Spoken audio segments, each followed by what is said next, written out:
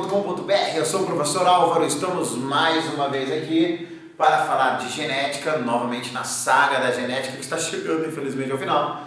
Determinação do sexo, tá pessoal? Então a gente tem diferentes formas de definir o sexo. A gente viu a última aula sobre o sistema XY, que é o da nossa espécie, né? XX mulher, XY homem. Então a gente tem o sistema XY, que é da nossa espécie, XX, como a gente viu na aula de heranças sexuais lá, a mulher, XY, o homem, tá? Então, pessoal, a gente chama, nesses casos aqui, ó, agora que eu me lembrei de falar isso, eu tenho que parar de ficar tirando a tampa das canetas, né? Teve uma aluna que me xingou, nos comentários, me irritou que ele fica tirando e botando a tampa da caneta. Tá, tudo certo a tampa agora para acabar com esse problema, né?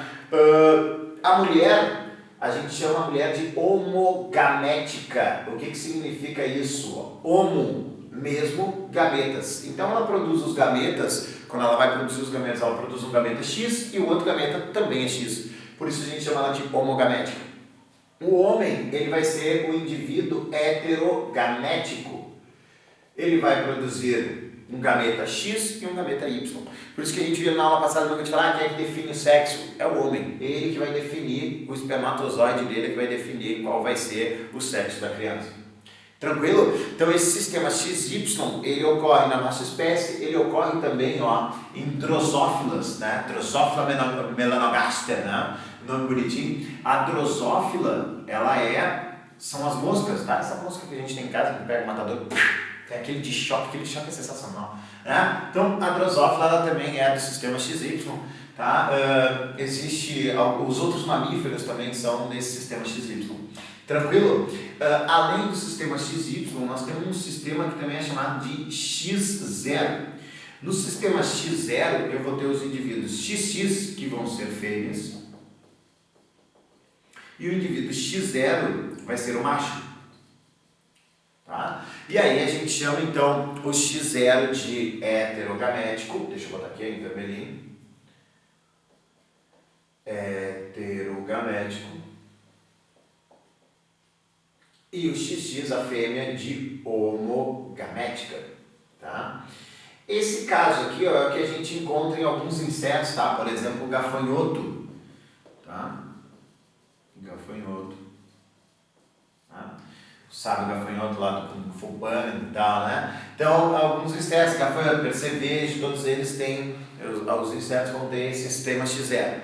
XX fêmea, X0 macho. Cuida, tá? Para te não confundir com uma coisa que a gente vai ver mais à frente, que é em sistema haploide e diploide, tá? X0, ele é diploide, só que ele não tem o outro alelo que vai definir o sexo. Ele não tem outro cromossomo, desculpa, para definir o sexo, então quando não tem outro cromossomo sexual, a gente chama esse indivíduo de macho. Existe o sistema ZW, e esse sistema ZW aqui, ó, ele é comum de aves, tá? Onde eu vou ter o indivíduo ZZ e o ZW. Agora, ZZ é o indivíduo macho e ZW a fêmea. Tá? Então, o ZZ vai ser o macho, e aí o macho agora vai ser o indivíduo homogamético. E a fêmea vai ser a heterogamética. Então, o exemplo mais comum de ZZ e ZW são as aves, tá? Que apresentam esse tipo de sistema de definição do sexo, tá? Algumas mariposas também podem apresentar, borboletas, tá? Mas a maioria das aves e alguns peixes tem esse sistema ZW. Outro sistema, tá, pessoal, é o sistema Z0. Então, o sistema Z0 é quando eu vou ter o ZZ continua sendo o sexo masculino, e aí o Z0 é o sexo feminino. Então a gente vai ter essas características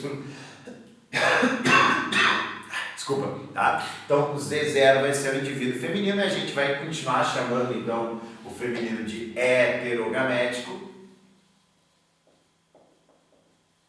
e o masculino, nesse caso aqui, homogamético. Tranquilo? Tá? Então, peraí, eu tenho que pegar aqui. Então, tá me vendo aí?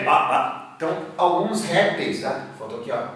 Exemplo, répteis e a galinha apresentam esse tipo de sistema, tá? Z0. ZW, a maioria das aves, tá? Pombos, coisas, vão apresentar o sistema ZW, Z0, as galinhas.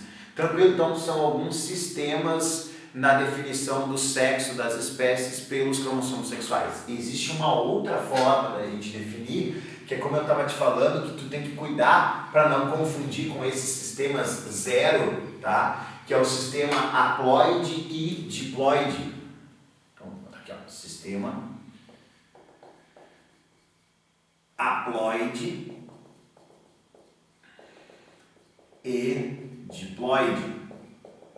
Nesses casos aqui, ó, por exemplo, das abelhas, a gente vai ter lá nas abelhas os indivíduos que são diploides, no caso XX, vão ser as fêmeas,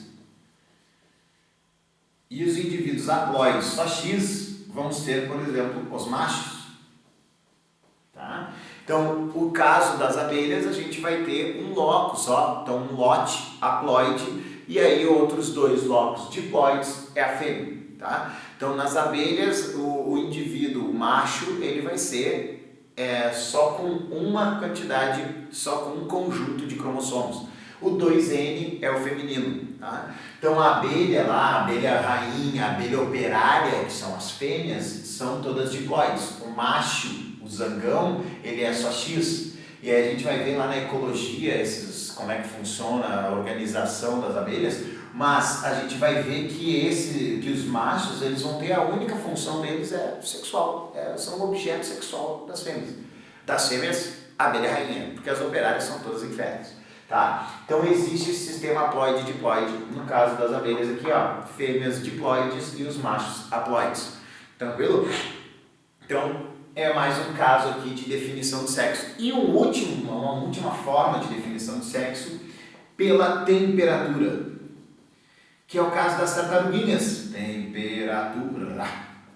Então, a temperatura influencia, por exemplo, no sexo de alguns répteis e a tartaruga. Tá? Então, na tartaruga, o sexo vai ser definido pela temperatura. Então, temperatura mais baixa, dependendo da espécie, vai definir a fêmea, e as temperaturas mais altas vai definir o macho. Então, nos quelônios ali, nas tartarugas, às vezes ocorre o inverso. A temperatura mais baixa define o macho e a mais alta a fêmea. Tá? Então, a gente vai ver que a temperatura pode influenciar também na definição do sexo de algumas espécies. Tranquilo? Então, sistemas de determinação de sexo, então aqui os tipos que podem aparecer na provinha para ti aí. Tranquilo? Eu vou botar aqui, ó, uma foto, vou botar desse lado a foto que tem um resumo das definições aí, tá? Então tem o homem aqui, né, gafanhoto, o sábio gafanhoto, a galinha aqui e a abelha, onde eu tenho um resumo aqui com as definições do sexo. Tranquilo? Apaga isso daí e vamos para um tipo de herança muito legal, que é a herança mitocondrial. Herança mitocondrial, pessoal, na nossa espécie, o que vai ser? Vai ser as características, digamos assim, que a gente recebe pela mitocôndria. A mitocôndria, se tu lembrar lá de organelas citoplasmáticas que a gente falou, a mitocôndria ela é uma organela que tem DNA próprio. Então esse DNA das nossas mitocôndrias, ele tem que ter uma origem, né? E aí a origem desse DNA mitocondrial na nossa espécie, então olha aqui, ó, o DNA mitocondrial que existe dentro das mitocôndrias, ele vem da mamãe, tá?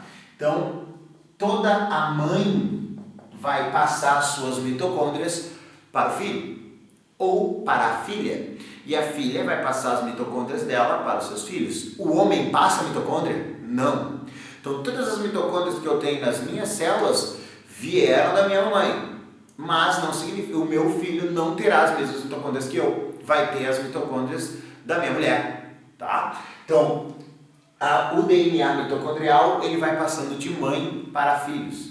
Então a DNA da mãe é igual a da tua avó, que é igual a da bisavó, da tataravó, 14 tataravós, tudo mitocôndria é sempre igual, tá? Então a mitocôndria vai passando da mãe para os filhos. Então cuida, já caiu isso aí no Enem, tá? Falando de DNA mitocondrial e aí não aparecia mãe, né? Revelando, nossa, não tinha mãe, vai ter que anular a questão. Se tinha avó materna, tinha, então tu morre, né? Sou animal, né? Então tem que cuidar, se veio da mãe, então veio da avó materna. E assim por diante, tá? Da bisavó materna, sempre na linhagem feminina da família, tá? Então a herança mitocondrial sempre vem pelo lado da fêmea, tá? Pelo lado da mamãe. Tranquilo, meus queridos? E aí, no nosso caso, tá? A gente pode falar de herança do Y. Porque o Y que eu passo, eu sempre passo para os meus filhos. Então, o meu Y é igual ao do meu pai, que é igual ao do meu avô, que é igual ao do meu bisavô, e assim por diante. Tá? Então, assim como a herança mitocondrial te mostra a linhagem feminina, a herança do do Y, a herança do cromossomo Y, te mostra a linhagem masculina. Então, a gente pode buscar ancestrais de acordo com a análise de DNA mitocondrial e com a análise de DNA do cromossomo Y. Tá? Então, a gente pode ter alguns, como é que a gente chama? Genes primitivos, algumas sequências primitivas, e aí a gente vai analisando essas sequências para achar indivíduos, os ancestrais, através do cromossomo Y, acho os machos, e do DNA mitocondrial, as fêmeas. Tranquilo? Meus queridos, então foi uma alegria imensa, uma satisfação medonha, uma hemorragia de prazer, e até a próxima aula. Tchau, tchau!